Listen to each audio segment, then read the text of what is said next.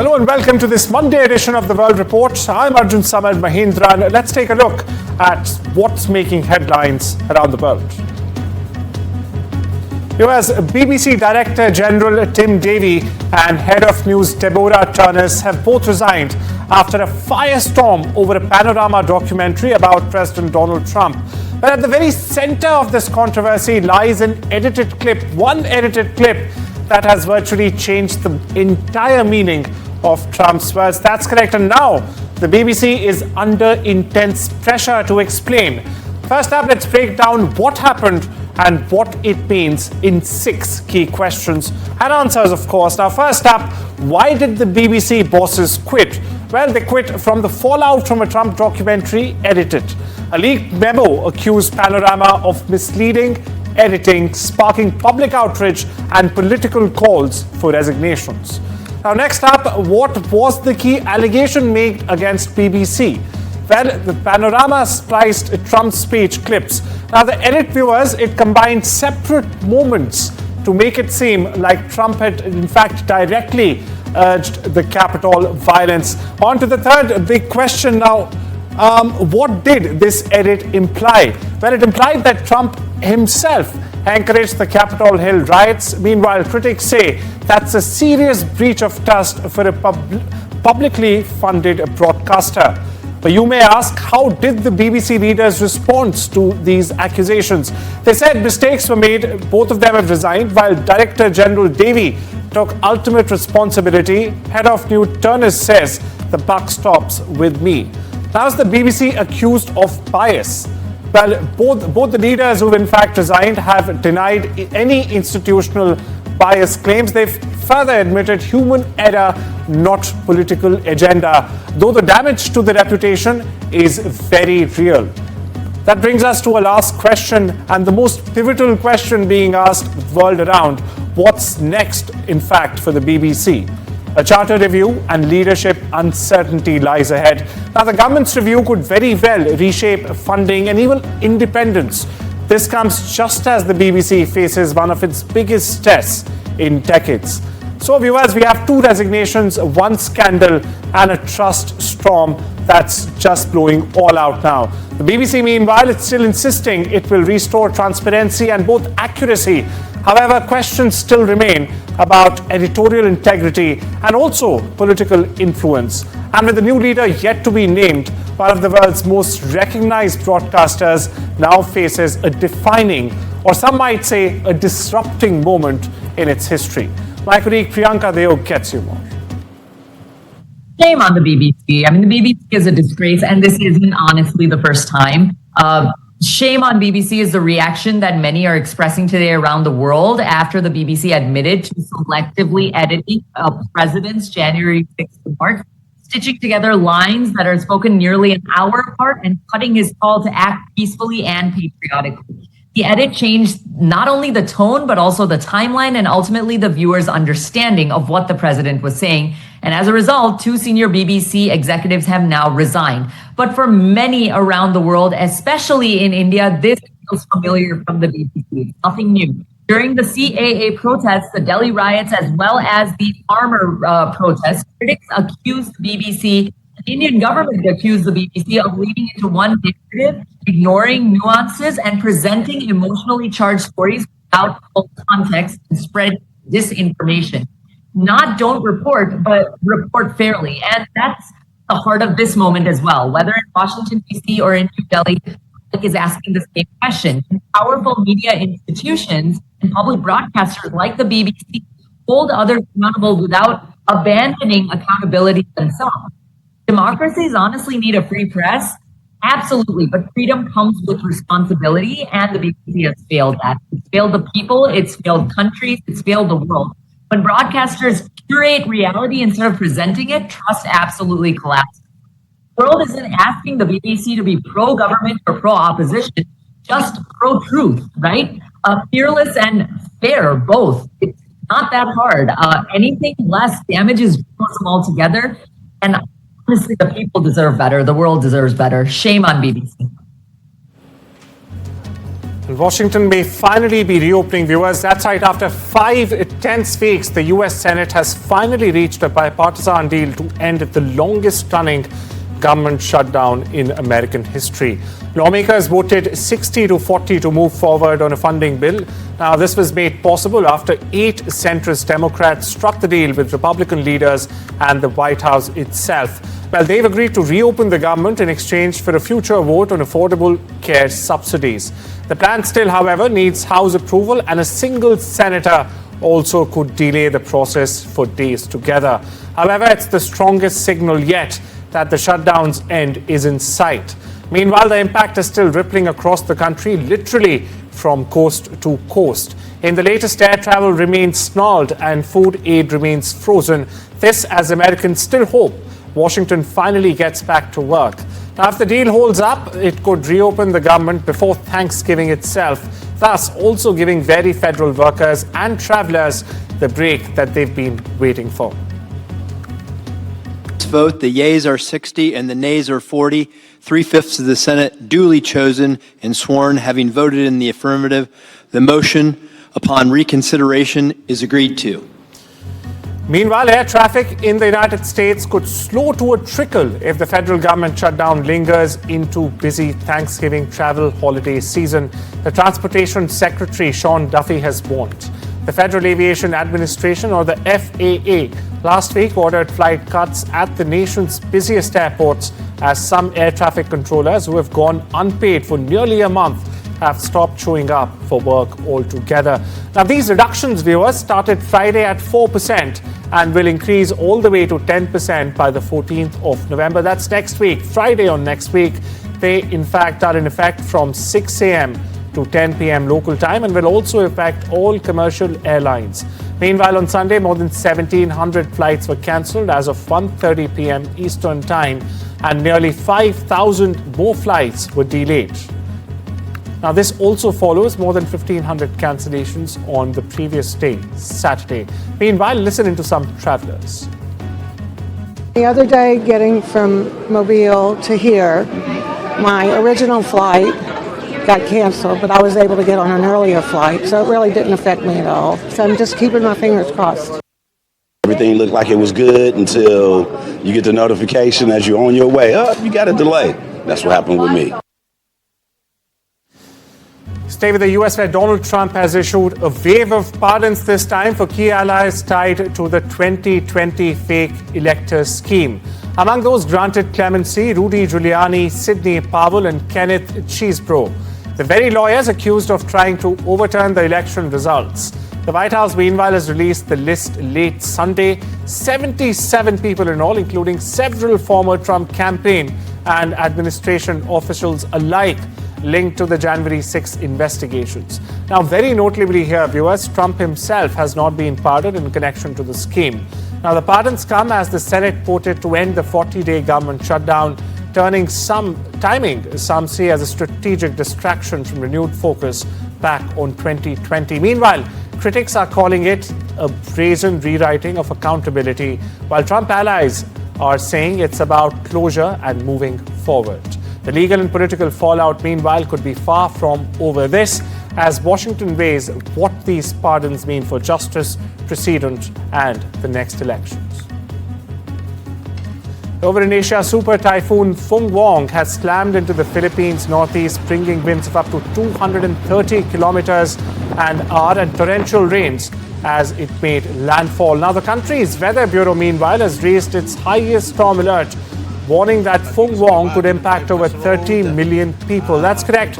Strong winds have knocked down power lines, forcing the evacuation of more than 1 million people already. Now, as it approached from the Pacific, while the Philippines was still dealing with the devastation brought by Typhoon Kalmegi, which left at least 224 people dead in central provinces on Tuesday, before eventually pummeling Vietnam, where at least 5 were killed. A villager, meanwhile, drowned in flash floods, and another died in the East Samar province when she was pinned by debris. 1.4 million others have also been reportedly displaced. This, as local officials say, that Fung Wong approached with its wide band of fierce wind and rain. Several eastern towns and villages lost power. Sono vicino alle popolazioni delle Filippine colpite da un violento tifone. Prego per i defunti e i loro familiari, per i feriti e gli sfollati.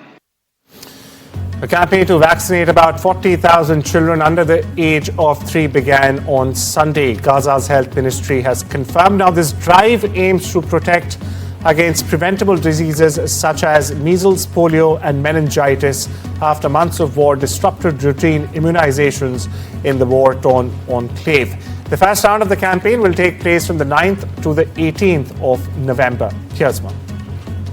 احنا اليوم انطلقت حملة التطعيم، حملة التطعيم الاستدراكية اللي هي اساسا هي ضرورية لكل طفل كان متأخر او كان يعني بسبب ظروف النزوح ما تمكن انه ياخذ التطعيم او يتلقى التطعيمات، فاحنا ماشيين هذه التطعيمات يعني حسب الجدول المعد لهذا الطفل. في عندنا كان اقبال شديد باليوم الاول على حملة التطعيم. Mexico's president presented a new security strategy for the state of Michoacan on Saturday amid a surge of violence in the region. Claudia Sheinbaum announced the Michoacan Plan for Peace and Justice during a news conference in capital Mexico City. Now, what did she say? She said that the plan consists of 12 pillars with more than 100 actions and an investment of over 57 billion pesos. It's a significant portion of which will be through mixed investment, public and private at that. Now, the plan was announced after a recent assassination of Uruapan's mayor, Carlos Manzo. Here's more. El plan, como lo escucharon ustedes, consta de 12 ejes con más de 100 acciones, con una inversión de más de 57 mil millones de pesos, de los cuales una parte importante de ellos será con inversión mixta. Ugandan President Yoweri Museveni has just admitted that 2 missing Kenyan activists have been arrested.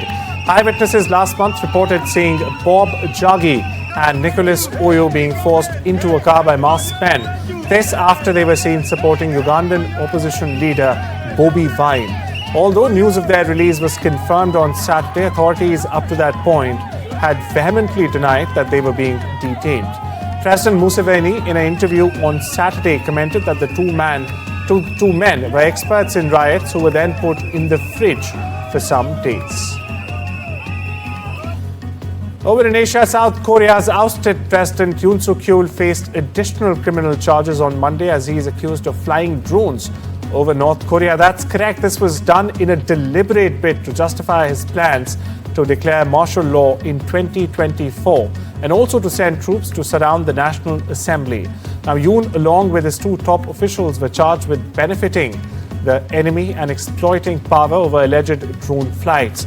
He could be sentenced to death if found guilty.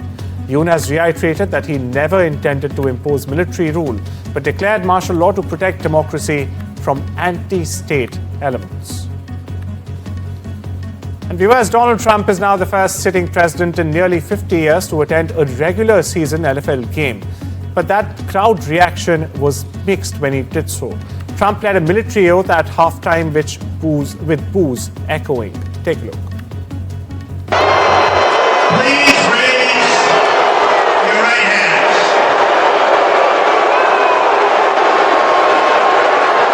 I, and say your name, do solemnly swear that I will support and defend the Constitution of the United States. FBI Director Kash Patel visited China on Friday to hold discussions about fentanyl and law enforcement issues. Now, this comes after a summit between the US and Chinese presidents who both hailed consensus on the matter. US President Donald Trump reduced the tariffs on Chinese goods imposed as punishment over the flow of fentanyl to 10% after reaching an agreement with the Chinese President Xi Jinping last month. Meanwhile, Treasury Secretary Scott Bessent has said that the details of the consensus would be discussed through a bilateral working group. The Syrian interim president Ahmad al-Shara or al-Julani met a delegation of Syrian representatives on Sunday in Washington to discuss the lives of Syrians living abroad. In a statement released on the Syrian presidency's Telegram channel, al-Shara has emphasized the importance of maintaining ties between Syrians abroad and their homeland. Not only this, he also highlighted their role in conveying the true image of their country and defending its just causes abroad. Meanwhile, U.S. Special Envoy for Syria Thomas Barak was also present at this event. Meanwhile, al-Shara was accompanied by Syria's Foreign Minister Assad al-Shibani. Now, Shara, who was once detained by the U.S. for joining al-Qaeda in Iraq, is the first Syrian president to visit Washington ever since 1946. And of course, from the most wanted terrorist to White House guest, that's correct, viewers. Syria's new president, Ahmed al-Shara, has arrived in Washington for his first official visit, just one day after the US, in fact, removed him from its terrorism blacklist. That's correct. Once branded a rebel commander and an extremist, Shara is now being welcomed as an ally. He shared a video of himself shooting hoops with top US military leaders. It's a striking image of how far he's come. The former most wanted terrorist meets Donald Trump on Monday. The duo is expected to seal Syria's entry into the US-led alliance against ISIS. Meanwhile, officials say that the move marks a new era in relations. This as Washington eyes stability and reconstruction in post-war Syria. Crowds lined up the streets Sunday as the U.S. marked the third annual National Veterans Day parade in capital Washington, D.C.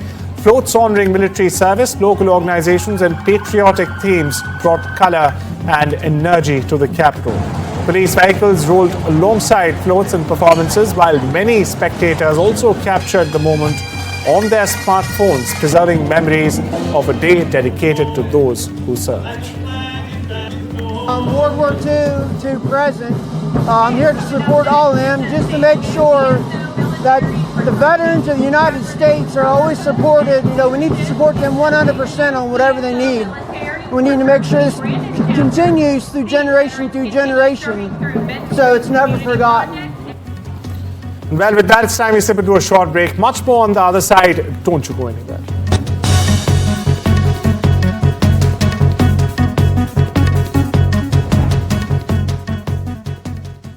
Welcome back. You're watching the Monday edition of the World Report. I'm Arjun Samar Mahindran. Viewers, China will suspend port fees levied on US-linked vessels for a year, its transport ministry has said.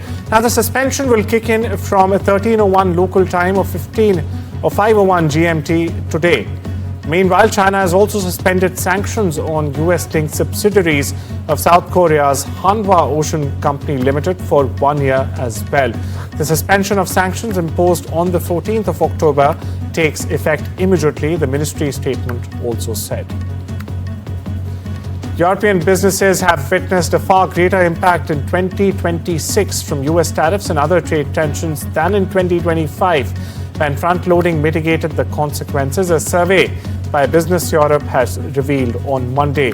Now, the survey found that trade tensions were likely to pull 2025 gross domestic product further down by 0.03 percentage points for the entire Eurozone, the EU, and a broader group of European countries. Well, for 2026, the negative impact was likely to be 0.5 to 0.6 percentage points, with the Eurozone faring the worst. Airlines cancelled more than 2,700 US flights and delayed more than 10,000 on Sunday, the most disruptions on a single day since the US government shutdown initially began. Major airlines were dealing with a third day of government-mandated flight cuts, along with rising air traffic controller absences, which has in fact caused thousands of delays and cancellations as well. Delta Airlines was especially hit hard, cancelling or delaying 52% of its mainline flights on Sunday.